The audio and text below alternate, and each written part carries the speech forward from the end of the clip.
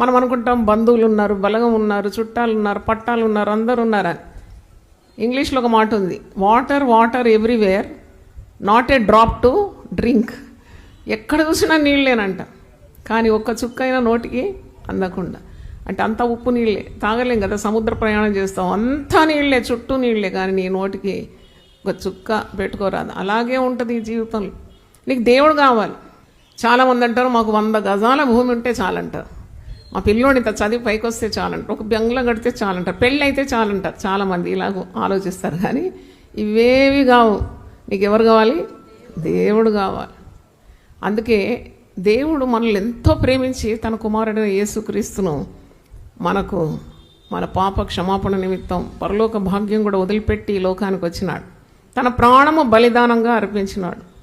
మనము యేసు ప్రభువునందు విశ్వాసం ఉంచడం ద్వారా పాపల నుండి విడుదల మాత్రం కాదు, స్వస్థత కూడా పొందుతున్నాము. దేవుని